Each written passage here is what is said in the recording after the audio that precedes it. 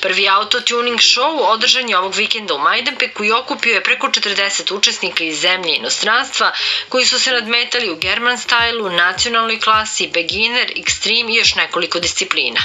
Posebno atraktivna disciplina za ljubljenicima u četvorotočkaše bila je drift, gde su vozači škripom guma i vriskom motora publici dočarali ovaj sport. Auto-tuning show u Majdanpeku nesvakidašnja atrakcija koja do sada nije organizovana u ovom mestu izazvala je veliko interesovanje publike, a organizatori su prezadovoljni.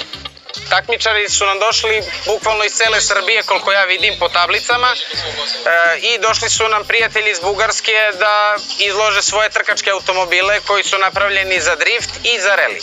Mogu vam reći da sam ja iskreno zadovoljan, za prvi put je ovo izvanredno, jer iskreno u istočnoj Srbiji jako malo ima automobila koji se takmiče, koji su uopšte predviđeni i modifikovani za tuning styling.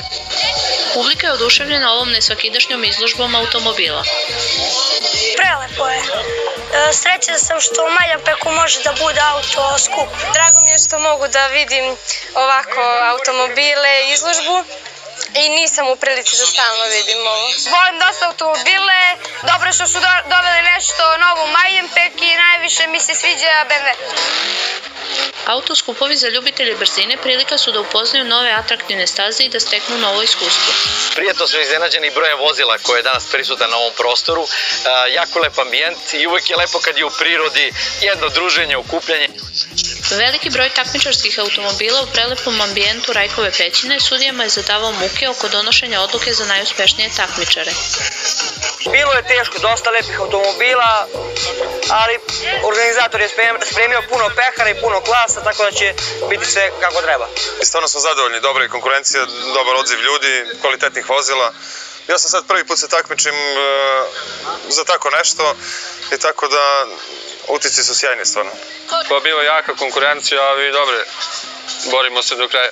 Zadovoljni smo, kao što vidite, iza nas veliki broj pekara. Ajde, mašite malo.